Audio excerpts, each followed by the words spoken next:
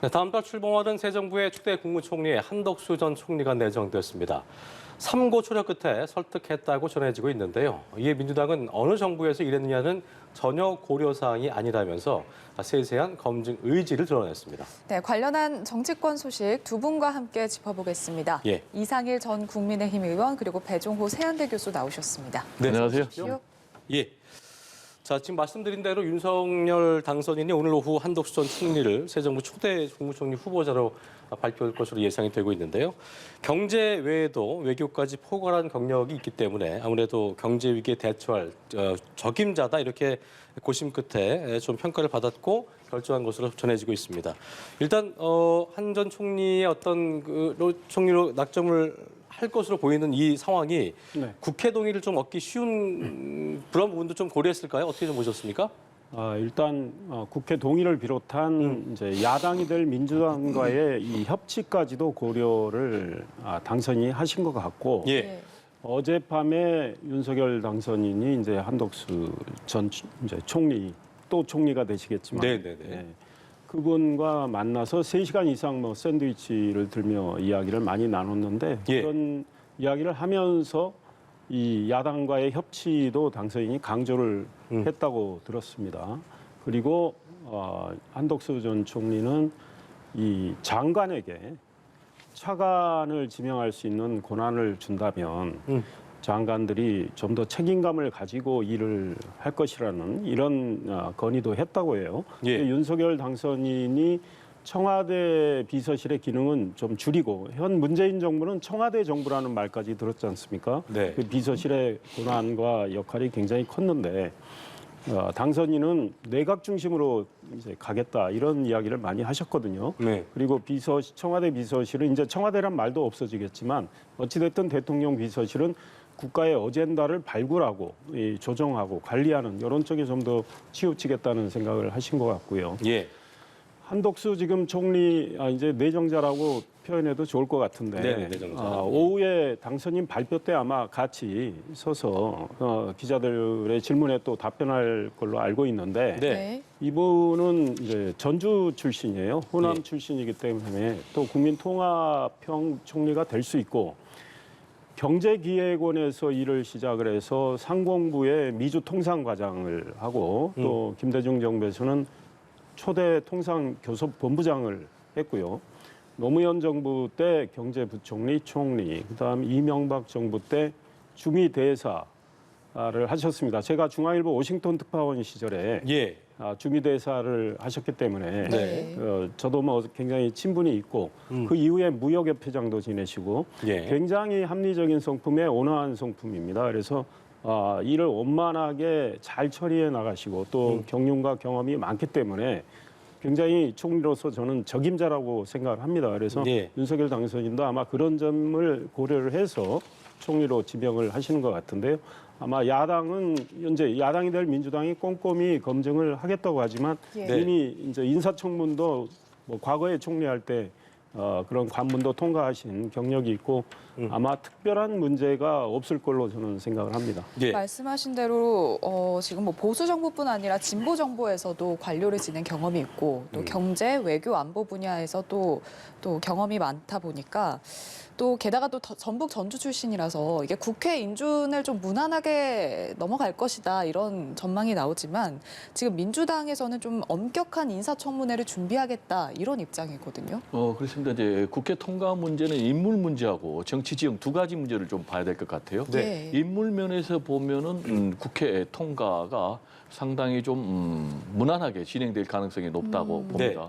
그 이유는 일단 뭐 경제 또 외교 통상 전문가이기 때문에 전문성 입장에서는 상당 부분 다 인정하는 자타가 공인하는 이제 그런 분이시고요. 또 이제 중요한 것은 이제 이명박 정부뿐만이 아니고 김대중 정부 그리고 또 노무현 정부에서도 고위직을 역임하셨기 때문에 상당히 정치색이 엷다 이런 평가를 받고 있고 그리고 이제 세 번째로 이제 전북이다 보니까 아무래도 국민 통합이라든지 이런 차원에서 두루 조건을 갖춘 인물 아니냐라는 이제 그런 평가를 받고 있어요. 특히 이제 또 노무현 정부 시절에 이제 국무총리를 하면서 국회 인사청문회를 통과한 그런 전력이 있기 때문에 예. 좀 무난하지 않겠느냐 이제 이런 기대감을 윤석열 대통령 당선인 측에서는 갖고 있는 것 같아요. 예. 그러나 이제 문제는 정치 지형으로 보면 상당히 좀 어려운 그런 정치 지형이죠. 예. 아시다시피 이제 대선이 0.7%포인트 굉장히 근소한 표차로 승부가 갈렸고 그리고 또 지금 지방선거가 코앞에 있기 때문에 사실상 선거는 끝났지만 또 선거가 치러지는 이런 상황이기 때문에 민주당 입장에서는 국회 인사청문회 과정을 통해서 상당 부분 현미경 검증을 통해서 상대에게 타격을 가하겠다라는 이제 그런 전략적인 계산이 담겨 있기 때문에 네. 만약에 지난번 과거에 오랜 시절에 국회 인사청문회를 통과했지만은 그 이후에 새로운 문제라든지 의혹 또는 비리가 나타난다면은 결코 이제 녹록지 않은 그런 청문회가 될 것 같고요. 예. 제가 볼 때는 이 총리 후보자에 대해서는 통과가 된다 할지라도 네. 지금 이제 민주당에서는 다른 장관 후보자에 대해서는 오히려 차별화해서 엄격한 그런 현미경 검증을 하는 전략적인 선택을 할 가능성도 있다. 이렇게 좀 생각을 해봅니다. 예. 새 정부 국정 운영을 뒷받침할 조각 인사, 지금 방금 배 교수님께서도 얘기해 주셨습니다만 경제부총리 후보라든지 뭐 산업부로부터 통상부분을 넘겨받을 가능성이 있는 어떤 외교부 장관으로는 경륜 갖춘 현역 의원 등이 하마평에 올라 있는 상황인데 뭐 인수인물도 거론되고 있고요. 인선 마무리도 그렇고 이 부분은 또 어떻게 좀 예상하고 계세요? 글쎄 지금 이제 총리 후보자만 윤곽이 드러나는 상황이고 예. 지금 사실은 장관들은 지금 총리 후보자지만 예. 이 지금 후보자와 아마 당선이 좀 협의를 해야 되는 이런 상황이 있을 겁니다. 현실적으로 우리가 법적으로 총리의 재청권이 있기 때문에 네. 그래서 지금 내각의 장관들을 저희들이 지금 하마평에 이름을 올리기는 조금 아직은 이른 시기다 이런 생각이 들고 예. 일단 경제부총리에 대해서 이제 관심이 좀 집중되는 것 같아요. 그렇습니다. 그래서 임종영 전 화면 보시는 대로, 금융위원장, 이 임종영 전 금융위원장의 경우도 전남 보성 출신입니다. 예. 네. 그리고 총리실에서 또 장관급의 일을 하셨고 금융 전문가라고 할 수 있습니다. 네. 기재부에서 은행 제도과장, 금융 정책과장 이런 활동을 쭉 했고 그래서 금융 전문가이기 때문에 경제부총리로 하마평에 오르고 또 최준경 전 장관도 기재부 출신인데 지식경제부 장관, 현 산자부 장관 전신이죠. 굉장히 유능한 분으로 알려져 있습니다. 그래서 어떤 분들이 지금 경제부총리가 될지 아직은 알 수가 없다. 네. 그리고 이제 기재부 차관 출신인 추경호 현 의원도 대통령을 이제 지금 당선인을 보좌해 왔기 때문에 지금 하마평에 오르고 최상목 전 기재부 차관도 현재 인수위 안에 들어가 있는 분이고요. 서울대 경제학부 교수인 김소영 교수도 캠프 윤석열 경선 캠프 때부터 활동을 하신 분이란 말이죠. 그래서 다 경제부총리로 사실은 자격이 있는 분으로 생각이 됩니다. 그런데 어떤 분이 낙점이 될지는 지금 알 수가 없는 상황이고 예. 그다음에 뭐 외교부 장관을 비롯한 다른 내각의 장관들도 아직은 지금 뭐 안개 속에 있다 이런 말씀을 드립니다. 아마 일단 총리 후보자가 지명이 되고 나면 총리 후보자는 인사청문 준비를 하면서 윤석열 당선인과 지금 이 장관급에 대해서 논의를 할 걸로 보입니다. 지금 외교부 장관 후보군에 3분이 나오고 계신데 네네. 전부 지금 대통령 당선인과 이 굉장히 밀접한 관계가 있고 예. 지금 박진 조태영 의원은 아마 오늘 윤석열 당선인 측을 대표해서 미국으로 아마 떠나는 걸로 알고 있습니다. 그래서 미국 측과 한미 동맹 관계 강화를 비롯해서 네. 북한 핵 문제, 뭐 미사일 문제에 대한 대처 방안을 논의하는, 그러니까 윤석열 정부의 외교의 틀을 잡는 이런 일을 하기 위해서 지금 미국으로 가는 상황이고, 김성한 전 외교부 차관은 당선인의 초등학교 동기 동창으로 알고 있고요. 윤석열 국민 캠프, 저도 그 캠프에서 네, 홍보실장을 했지만 예. 그때 이 외교안보 분야에 이 여러 가지 공약을 다듬는 일을 하셨기 때문에 또 현재 인수위원으로 활동하고 있기 때문에 외교부 장관 후보로 충분한 역량을 갖고 있다 이런 말씀드리고 싶습니다. 네. 예. 어떤 분이 낙점될지도 인선이 언제쯤 마무리될지는 좀 지켜봐야 할 것 같습니다. 예.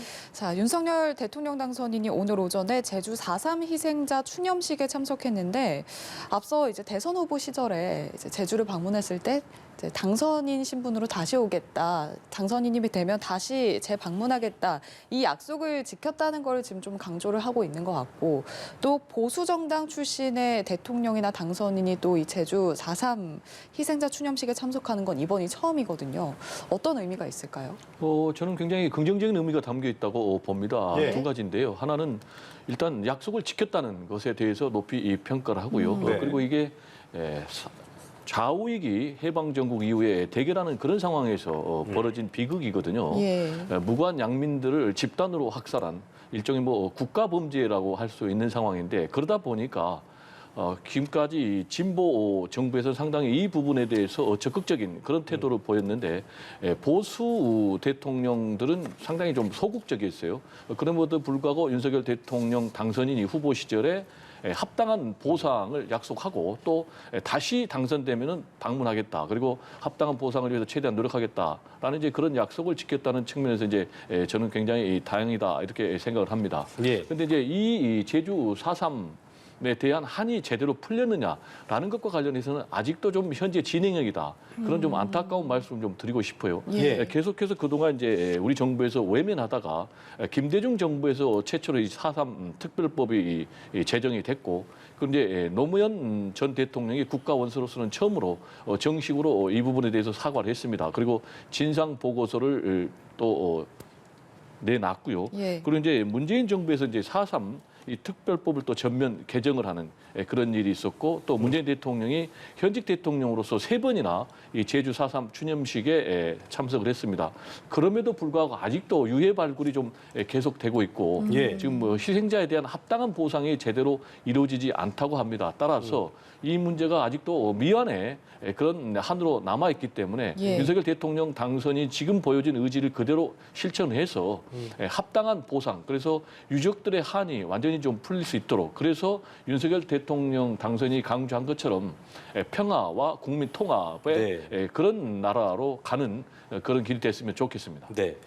당선인 시절 때 이제 그 후보 시절 때 평화와 국민 통합을 이루는 길이라고 생각을 했었고 그리고 또 지금 배 교수님 말씀처럼 그렇다면은 더 그걸 완벽하게 잘 이루기 위해서는 실질적 보상도 있어야 될 거다 이렇게 얘기해 주셨는데 우리 이 의원님 어떻게 보셨습니까? 오늘 당선. 그렇습니다. 지금 배 교수님 말씀처럼 또 윤석열 당선인이 오늘 이 제주 현장에 가서 예. 강조한 이야기처럼 이 무고하게 희생된 분들에 대해서 명예 회복을 하고 또 온전한 보상을 이제 해서 정말 아픔을 제대로 치유하는 일. 그것이 우리 사회가 한 걸음 더 앞으로 나아가는 것이고 또 국민 통합을 위해서도 바람직한 일이다. 그래서 윤석열 당선인이 지금 대선 이후에 이 진영 대립이 극렬했기 때문에 예. 가장 먼저 해야 할 일이 국민 통합이다. 그러기 위해서 지금 총리 지명자도 야당과 협치할 수 있는 분으로 이렇게 지명을 하게 되고 예. 또 4.3과 관련해서 후보 시절에 약속했던 그 약속을 지키면서 오늘 추념사를 통해서 그 희생당한 분들에 대한 이 명예회복 또 온전한 보상을 강조를 했습니다. 그것이 자유민주주의 국가에서 국가가 지켜야 할 기본이라고 강조를 했고 이제 윤석열 정부가 출범을 하면 그 온전히 명예회복을 하고 보상을 할 수 있는 여러 가지 후속 조치들이 이어지리라고 생각합니다. 그렇게 된다면 우리의 과거의 아픔이 훨씬 치유가 될 거고 앞으로 미래를 건설하는데 국민적 어떤 에너지가 더 모아질 거고 예. 또 국민 통합을 이룰 수 있다고 생각을 합니다. 네. 자, 대통령 집무실 이전 예비비 얘기를 좀 해보겠습니다. 청와대 당선인 측이 계속 옥신각신 했었는데 일단 접점을 찾은 모습이고요. 이번 주 국무회의에 처리될 것으로 보이는데 이게 496억입니다. 이전 비용이. 근데 이게 이제 조율 중인 건데 줄어들 거란 뭐 예상도 있는 것 같고 일단 5월 10일에 용산 집무실로 출근하겠다는 계획은 좀 이루어지기가 쉽지 않지 않겠냐는 예상이 나오고 있는 상황인데요. 통일동을 계속 쓰게 되는 겁니까? 그렇게 될 경우에 어떻게 좀 예상되고 있습니까? 일단은 만약에 5월 10일 취임 직후에 예.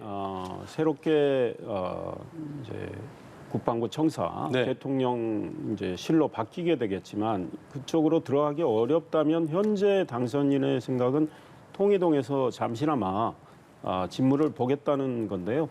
지금 예비비 승인이 국내의 의결을 통해서 이루어지고 그 규모는 지금 정확히 아직 모르는 상황이지만 만약에 국방부 청사에서 대통령 직무 공간을 취임 전에 마련할 수 있다면 네.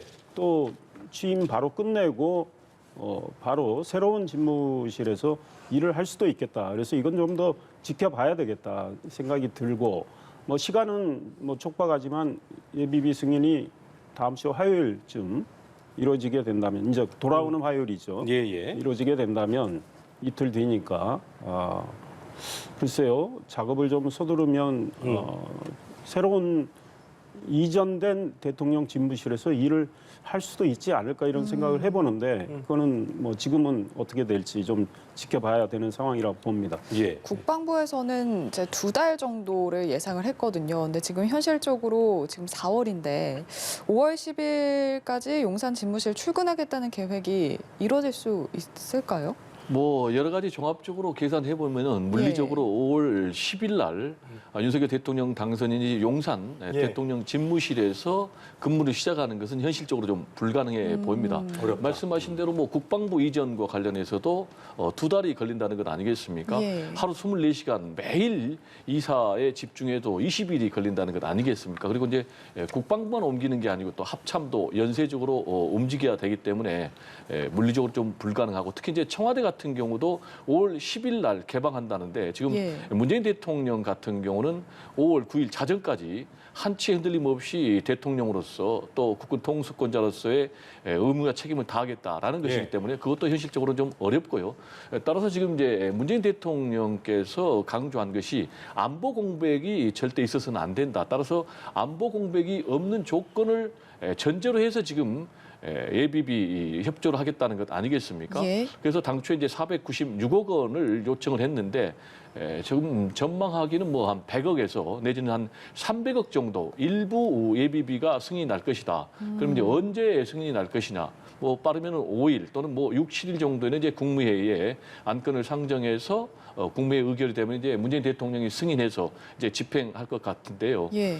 종합적으로 보면은 아무리 빨라도 5월 10일에는 좀 어려울 것 같고 특히 이제 문재인 대통령이 염려하는 부분은 뭐냐면은 4월 달에 한미 연합훈련이 잡혀 있거든요. 예. 그래서 이제 이 한미 연합훈련에 지장이 없어야 되니까 그럼 이제 국방부는 일부 움직이더라도 합참은 절대 움직여서는 안 된다라는 이제 그런 입장이기 때문에 종합적으로 5월 10일 날은 결국 통이동에서 윤석열 대통령 당선인이 대통령 직무를 시작하는 그런 것이 될 가능성이 높아 보입니다. 예. 일단 뭐 청와대와 당선인 측이 접점을 찾았으니까 이 문제에 대해서도 이제 앞으로 어떻게 협의가 이루어 나갈지도 좀 지켜봐야 할 것 같습니다. 그렇습니다. 자, 국민의힘 원내대표 경선이 일주일 앞으로 다가왔는데 지금 출마 의사를 밝힌 인물이 이제 지난해 원내대표 경선에서 결선까지 올랐던 김태흠 의원이 지금 유일하거든요.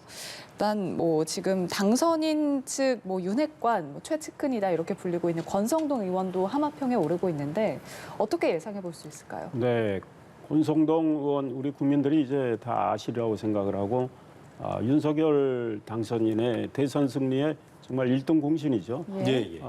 사선 의원이고 강릉 출신인데 이분이 원내대표에 도전할지는 좀 지켜봐야 되는데 상당히 고심을 하고 있는 것 같아요. 그리고 원내대표가 새 정부가 출범하면 정말 중요합니다. 그렇지 않습니까? 예. 야당과 협치를 정말 현실적으로 이끌어낼 수 있는 그 자리가 원내대표 자리죠. 국회에서 윤석열 정부가 출범했을 때 각종 국정 과제와 관련해서 입법을 통해서 또 야당의 협조를 이끌어내서 그 지금 윤석열 정부가 일을 제대로 할 수 있도록 하는 그 중요한 직책이 원내대표이기 때문에 권성동 의원께서 굉장히 아마 출마 쪽으로 생각을 하고 계시지 않을까. 정확한 건 모르지만 그런 고심을 하고 계시지 않을까 생각이 들고 사실은 대통령과 흉금을 털어놓고 말할 수 있는 분, 또 뭐 이신점심을 통해서 서로 뭐 굳이 연락을 하지 않아도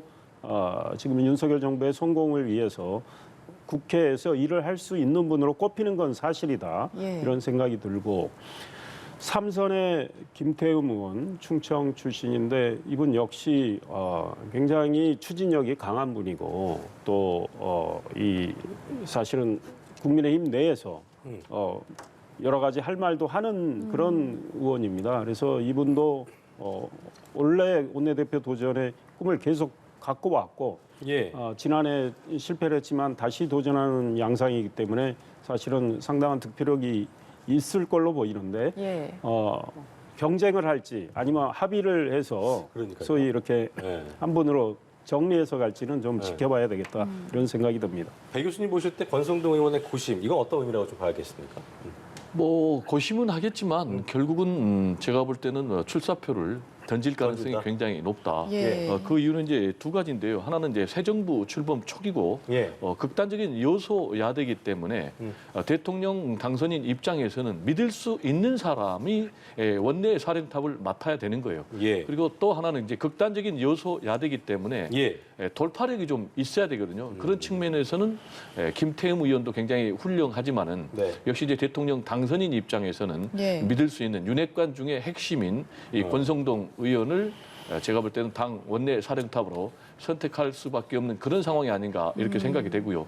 이제 중요한 것은 과연 그러면은 김태흠 의원하고 권성동 의원이 격돌할 때 예. 뭐 잡음이 있겠느냐 내지는 뭐 누가 이기겠느냐라는 것과 관련해서는 뭐 두말할 나위 없이 권성동 제가 볼 때는 의원이 원사이드하게 이길 수밖에 없는 것이죠.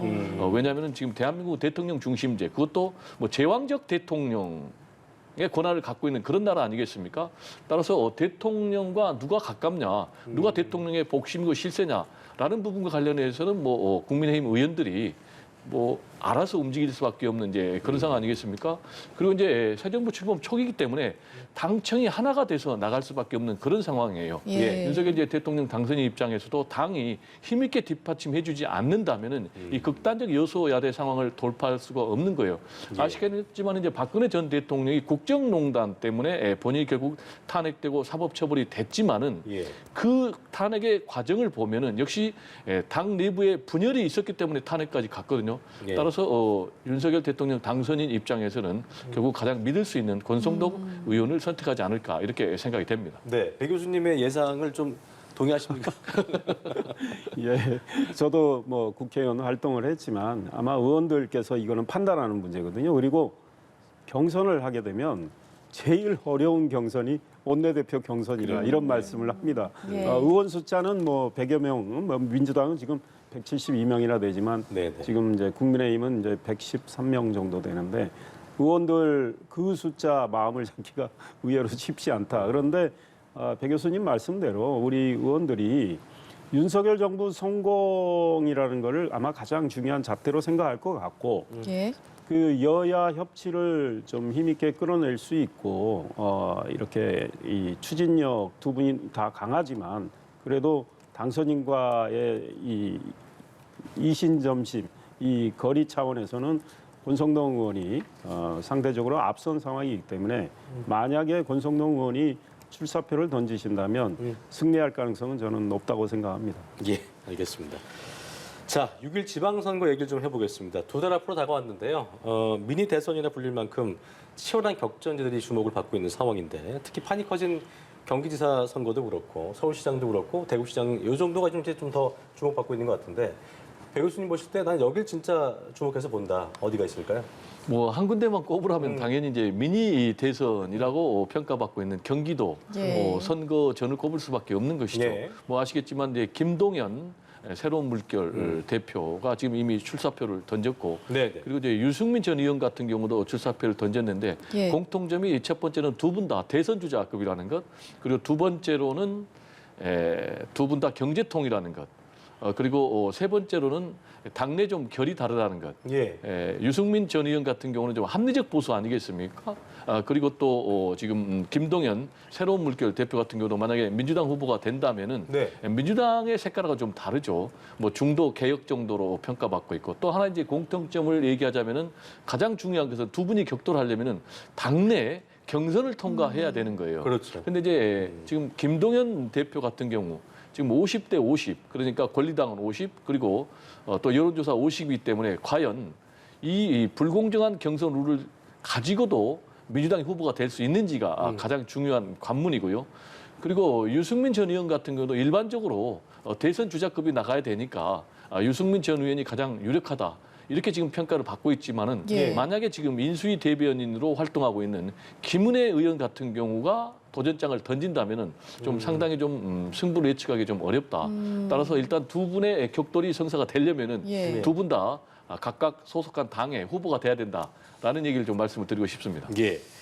자, 서울시장 같은 경우에도 이게 보니까 송영길 전 대표가 그제 출마를 공식화했는데 SNS 통해서 출마 변을 밝혔는데 출마 배경에 대한 분석을 놓고 좀 의견이 좀 분석이 엇갈리는 것 같더라고요. 그러니까 본인이 나오고 싶어 했다는 분석도 있는 반면에 서울시장이 워낙 지금 인물이 없기 때문에 경선의 흥행을 위해서 뭔가 험지로 나가는 거다 이런 분석도 있더라고요. 어떻게 좀 보고 계세요? 그 부분은요? 일단 본인이 원하지 않았다면 주소지를 이전할 이유가 없다. 인천에서 서울로 옮겼지 않습니까? 예. 본인은 지금 이 다음 총선 불출마를 선언한 상황입니다. 그러나 뭐 정치는 또 계속 하고 싶어하는 그런 마음이 있는 것 같아요. 그러니까 서울시장 도전을 통해서 이제 좀 다른 길을 개척을 해보겠다 이제 이런 상황인 것 같고 민주당의 일부 인사들이 권한 건 틀림없다. 예. 그러나 한편으로 민주당 내에서 명분이 없다고 반발하는 분들도 꽤 있는 것 같아요. 예. 왜냐하면 대선 패배에 당 대표로서 큰 책임이 있는 분이 그래서 물러났는데 또 바로 서울시장 선거에 나온다. 게다가 인천에서 활동하는 분인데 서울에 나온다. 이 명분이 좀 부족하다. 이런 지적도 있고 현실적으로 오세훈 현 서울시장과의 대결에서 승산이 있느냐. 이제 이런 거에 대한 의문도 있는 거죠. 그래서 송영길 전 대표는 어찌됐든 뭐 예. 새로운 길을 개척하기 위해서 도전을 뭐 하는 거지만 민주당 내에 또 상대적으로 서울시장 후보 경쟁자가 없기 때문에 예. 후보는 될 수 있어도 본선에서 오세훈 서울시장의 벽을 넘기는 저는 어려워 보인다 이런 생각이 들고 예. 이번 6일 지방선거의 가장 핵심적인 관전 포인트는 역시 경기지사라고 경기지사다. 생각합니다. 예. 그러니까 지난 대선 결과에서도 윤석열 당선인보다 이재명 후보가 낙선은 했지만 경기에서는 5.3%포인트 승리한 곳이고 예. 이재명 후보가 경기지사를 지낸 곳이고 그런데 여기서 국민의힘 입장에서는 반드시 탈환을 해야 지방선거를 이기게 되는 거고요. 예, 예. 그래야 윤석열 정부가 앞으로 순조롭게 국정 운영을 할 수 있기 때문에 경기지사 선거가 굉장히 주목을 받게 되는데 지금은 뭐 여야에서 여러분들이 뛰고 있는 상황인데 어떤 분이 최종 후보가 될지는 좀 더 지켜봐야 되겠다 그래요. 이런 생각입니다. 알겠습니다. 송영길 전 대표 차출론이 얘기가 나왔었는데 지금 뭐 추대나 전략공천은 머릿속에 없다 이렇게 얘기했거든요. 그럼 경선을 수용하겠다 이런 입장인 건가요? 그렇죠. 당초에는 이제 차출론에 기대 가지고 본인이 서울시장 도전을 좀 하고 싶었는데 예. 당내에서 뭐 한 20여 명 정도 되는 서울 지역의 의원들이 안 된다, 명분 없다 라면서 전략공천 또는 추대로는 이제 결사 반대했는데 일단 명분은 송영길 전 대표에 대한 반대는 아니고 예. 이 경선 절차 없이 추대하는 것에 대해서 반대라고 하지만은 사실상 송영길 전 대표가 후보가 되는 것에 대한 반대라고 봐야 되겠죠. 그 이유는 대선 패배에 책임을 지고 물러난 대표가 예. 이번 지방선거의 얼굴이라고 할 수 있는 서울시장 후보로 나선다면은 과연 국민들이 민주당을 향해서 반성하는 정당, 쇄신하는 정당, 미래가 있는 정당이라고 평가하겠느냐라는 그런 이제 근본적인 질문에 지금 봉착하고 있는 것이죠. 따라서 이제 송영길 대표의 차출론을 둘러싸고 일부에서는 자출론 아니냐라는 이제 그런 비난까지 나오고 있는 상황인데 예. 저는 민주당의 서울시장 후보가 이번에 누가 되느냐가 민주당의 건강성 그리고 민주당의 역량에 저는 직결돼 있다고 보거든요. 그게 예. 무슨 얘기냐? 만약에 송영길 전 대표를 민주당이 서울시장 후보로 내세운다면은 이거는 무난히 지겠다는 거예요. 그리고 반성하지 않겠다는 거예요.